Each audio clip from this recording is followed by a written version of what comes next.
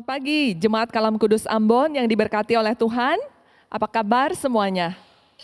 Pagi hari ini kembali kita akan sama-sama berdoa di dalam doa pagi. Mari satukan hati, kita awali terlebih dahulu di dalam doa. Tuhan, terima kasih untuk pagi yang baru, untuk hari yang indah yang Tuhan beri. Dan yang terindah adalah ketika Engkau hadir, dan Engkau juga berkenan dan memberkati ibadah kami pada hari ini. Ampunilah terlebih dahulu segala dosa dan pelanggaran kami. Terima kasih Tuhan, di dalam nama Yesus kami sudah berdoa. Amin. Jemaat, banyak hal sudah terjadi di dalam hidup kita, baik suka maupun juga duka. Tapi Tuhan berkata, semuanya itu baik. Mari kita naikkan pujian, semua baik.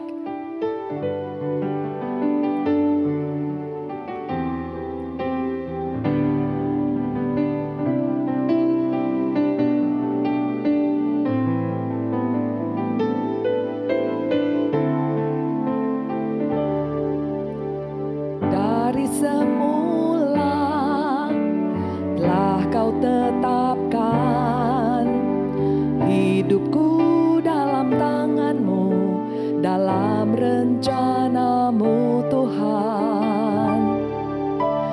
Rencana indah telah Kau siapkan bagi masa depanku yang penuh harapan.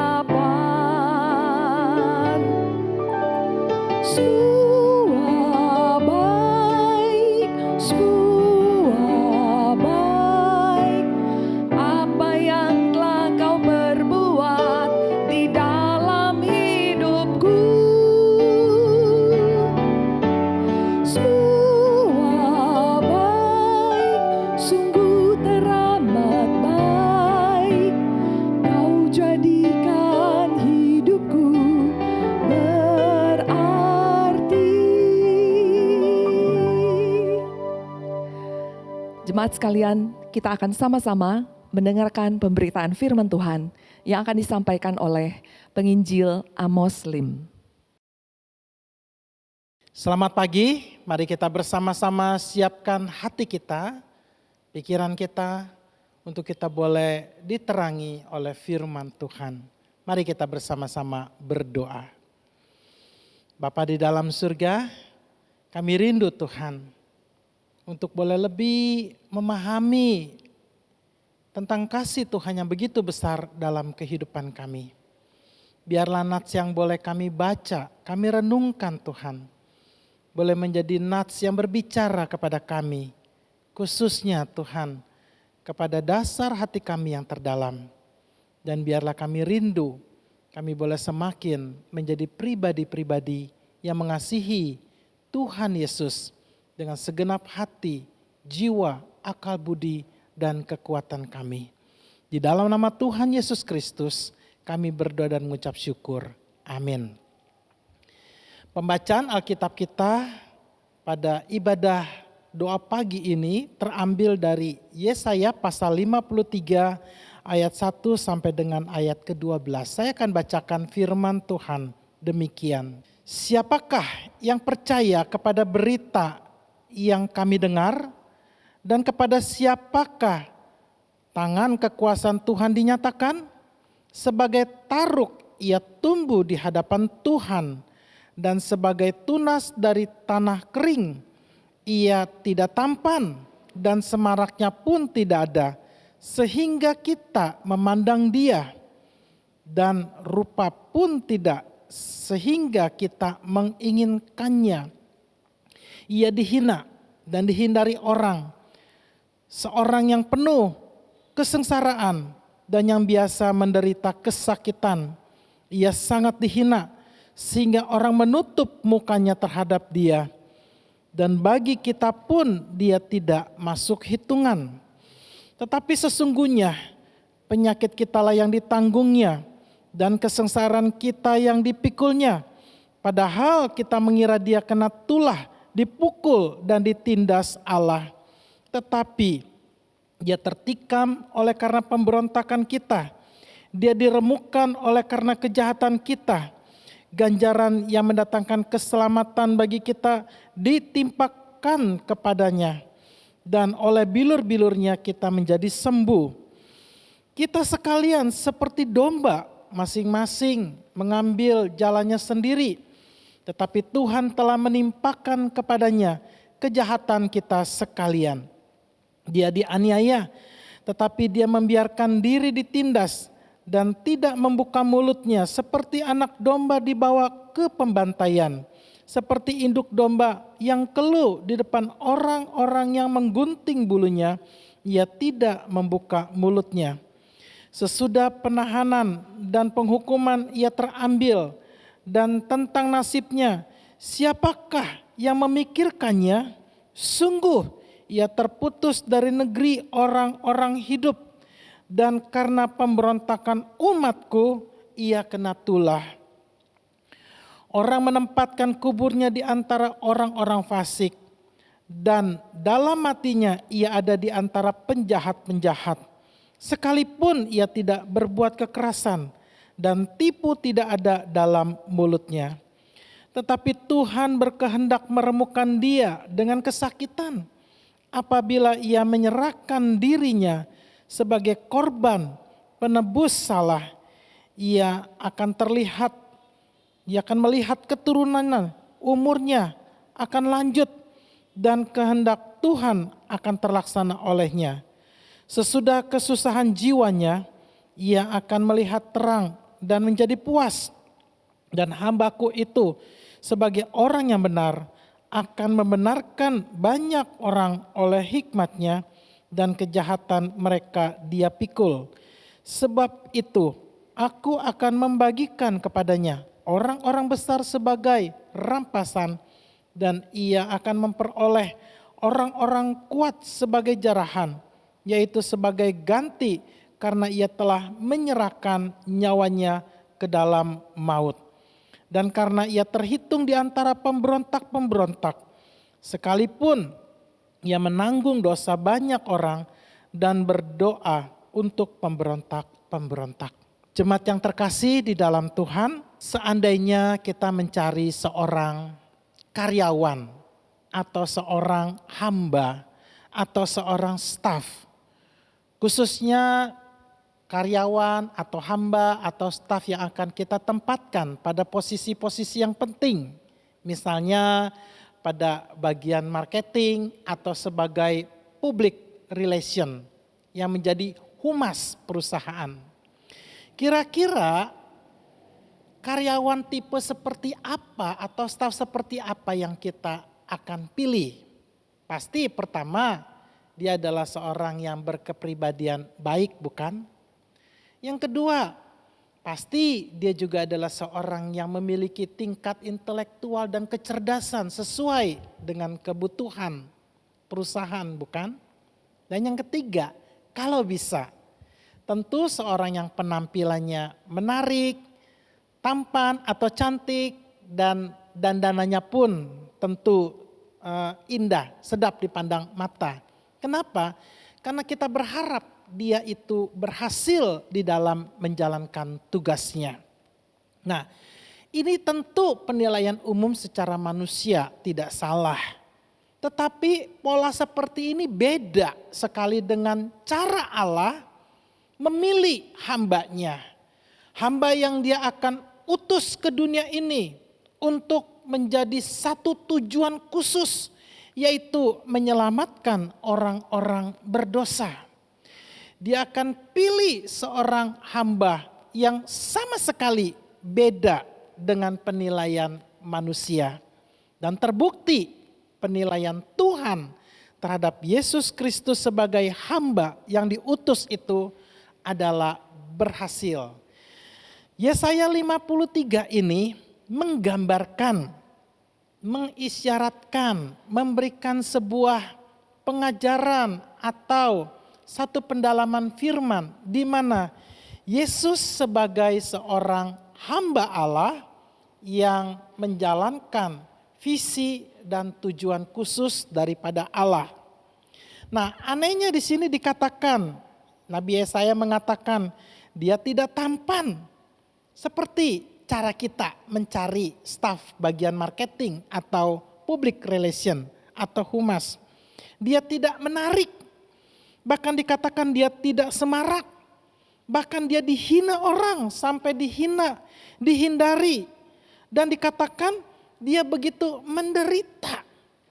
Jadi artinya konsep Mesias yang ada di dalam pemikiran Nabi Yesaya bukanlah seperti raja-raja yang besar, yang tampan, gagah, luar biasa, tetapi justru tampilan sebagai seorang yang sangat sederhana.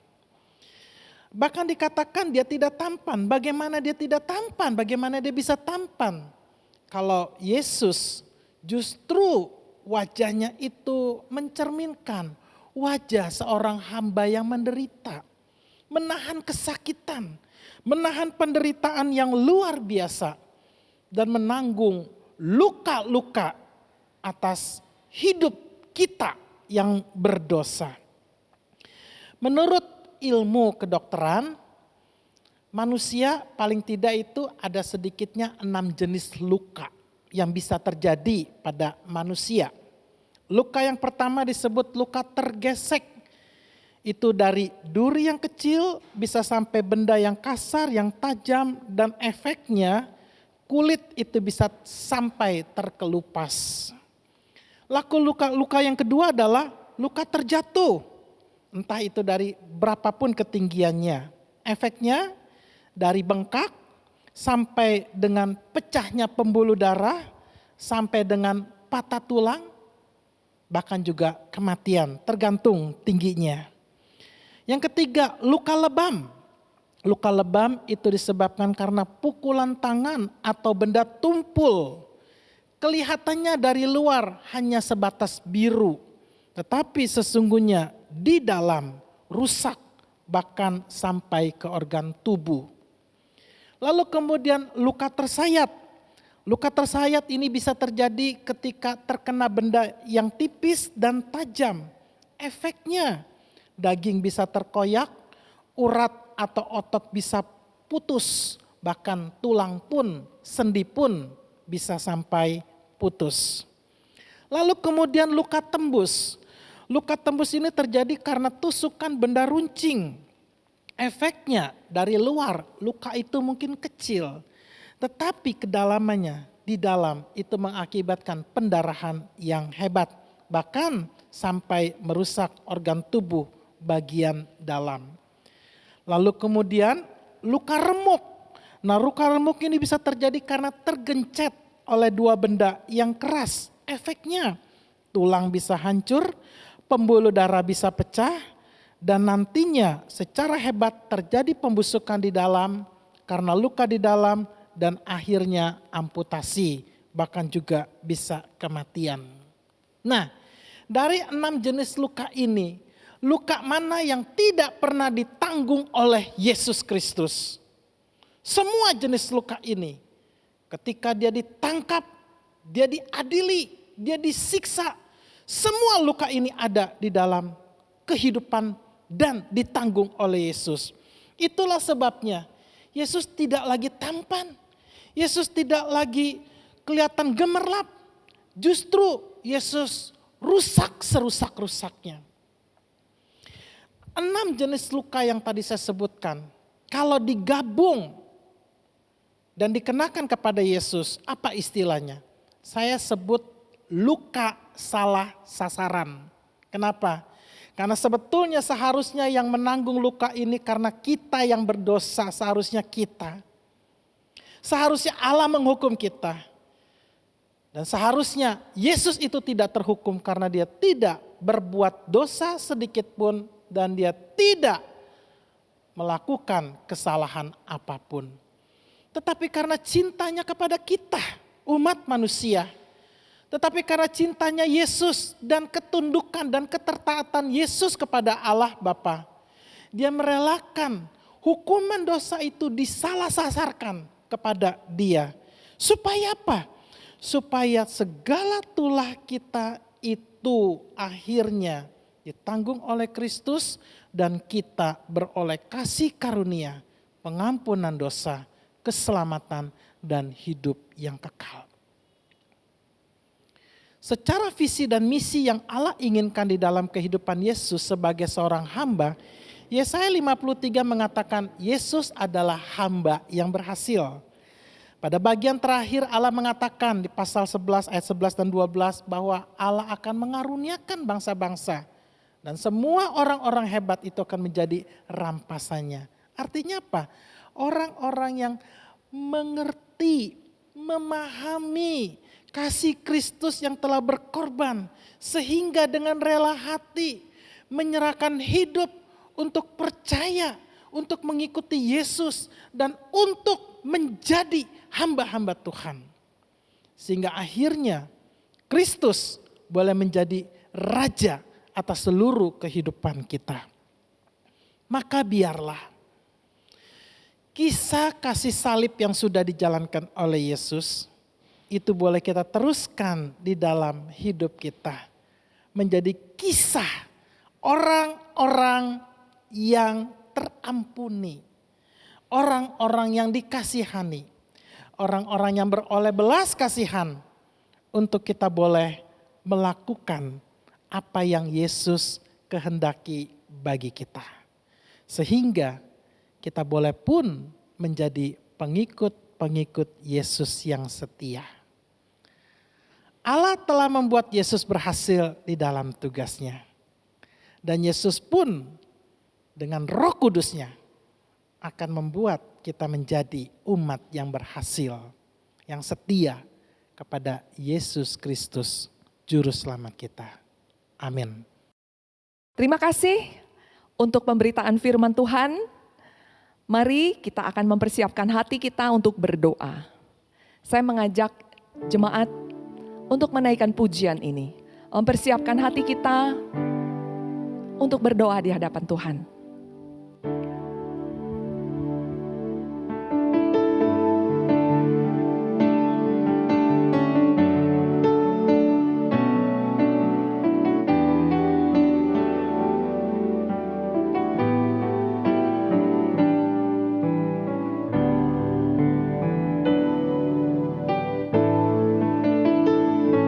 Saat keadaan sekelilingku ada di luar kemampuanku, ku berdiam diri mencarimu, doa mengubah segala sesuatu.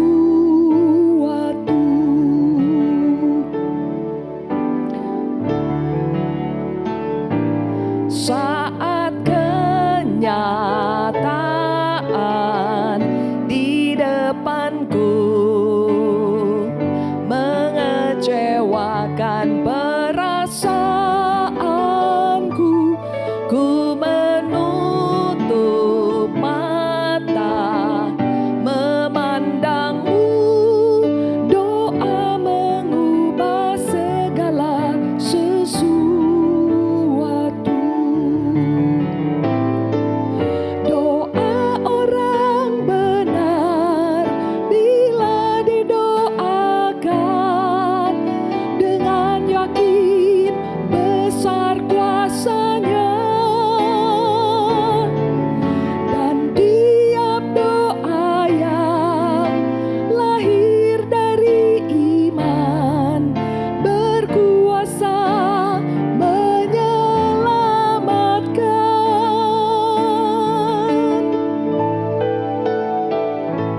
Seperti mata air di tanganmu mengalir kemanapun kau mau, tiada yang mustahil di matamu, doa mengubah segala sesuatu.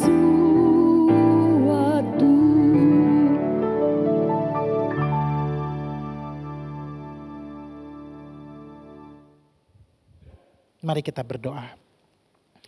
Bapa di dalam surga, biarlah segala rangkaian firman yang kami dengar pada hari ini Tuhan, boleh membawa kami untuk semakin mengasihi Yesus, Tuhan kami, yang begitu berkorban bagi kami. Sebagai hamba Allah, Yesus berhasil. Dan sebaliknya ya Roh Kudus, berikan kami kekuatan untuk menjadi hamba-hamba Yesus yang setia sampai akhir kehidupan kami. Mari Tuhan, berkati kami dengan satu anugerah menjadi pengikut Yesus Kristus yang berkenan di dalam pemandangan Tuhan. Terima kasih, kami berdoa dan mengucap syukur. Amin. Mari kita juga bersama-sama membawa beberapa pokok doa kita untuk kita boleh doakan. Mari kita kembali berdoa. Bapa di dalam surga, sungguh satu hak yang indah ketika kami bersama-sama membawa doa-doa kami Tuhan kepada Engkau Yesus Tuhan kami. Tuhan dengarkanlah doa kami Tuhan.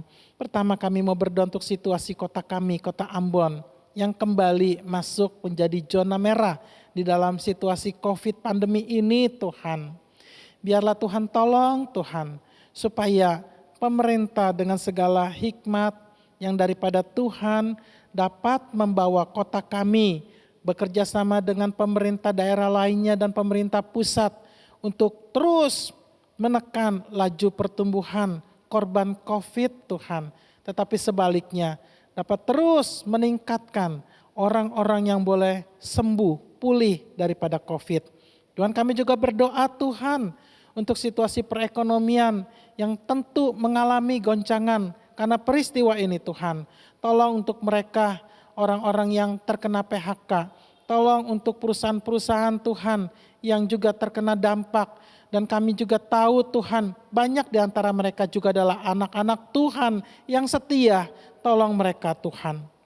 Tuhan kami juga berdoa untuk situasi ibadah Tuhan dari gereja-gereja Tuhan. Di beberapa tempat di Pulau Jawa, di pulau-pulau lain juga Tuhan ibadah sudah mulai dilakukan secara terbuka Tuhan. Biarlah Tuhan tolong Tuhan. Tuhan juga berikan hikmat buat kami yang ada di Ambon sesuai dengan pimpinan Tuhan kapan kami akan memulai ibadah kembali. Dan biarlah dengan sabar kami menanti pimpinan Tuhan. Mari Tuhan berbicaralah kepada kami dan kami mau setia mengikuti segala arahan-Mu ya Tuhan. Tuhan kami juga berdoa Tuhan kepada seluruh jemaat kami yang mengalami lemah tubuh, yang mengalami sakit penyakit, yang mengalami berbagai pergumulan. Tuhan kiranya tolong Tuhan. Kami teringat untuk beberapa orang tua kami, untuk Ama Buya, untuk Ama Syok Eng Tuhan. Bahkan juga untuk beberapa orang tua yang lain. Tuhan terus berikan kesehatan, kekuatan, sukacita, damai sejahtera Tuhan. Berkati seluruh keluarga mereka juga yang merawat mereka. Tuhan kami juga berdoa Tuhan, khususnya untuk masa depan daripada gereja kami Tuhan ke depan. Biarlah juga Tuhan terus berikan hikmat buat para majelis, buat para hamba Tuhan, buat para pelayan. Sehingga kami semua tetap boleh terus berjuang melakukan yang terbaik. Karena kami mencintai Tuhan Yesus Kristus yang telah mengasihi kami sedemikian rupa. Terima kasih Tuhan. Dan akhirnya kami mau panjatkan doa-doa kami. Dan kami juga menanti jawaban Tuhan sesuai dengan hikmat kekayaan kasih karunia Tuhan. Terima kasih. Di dalam nama Tuhan Yesus Kristus kami berdoa dan mengucap syukur. Amin. Jemaat terkasih, mari kita akan tutup ibadah doa pagi kita. Mari kita berdoa. Bapa di dalam surga, biarlah segala doa-doa kami Tuhan yang sudah kami panjatkan di dalam ibadah doa pagi, boleh menjadi ibadah yang kudus yang berkenan kepadamu. Biarlah juga Tuhan kami mau jalani hidup kami sepanjang hari ini, kami percaya ada pimpinan tangan Tuhan yang setia. Dan kami juga percaya Tuhan bahwa kasih daripada Allah Bapa di dalam Tuhan kami Yesus Kristus, serta di dalam persekutuan dengan Roh Kudus akan menyertai seluruh jemaat-Mu dimanapun mereka berada. Terima kasih dalam nama Tuhan Yesus kami berdoa. Amin.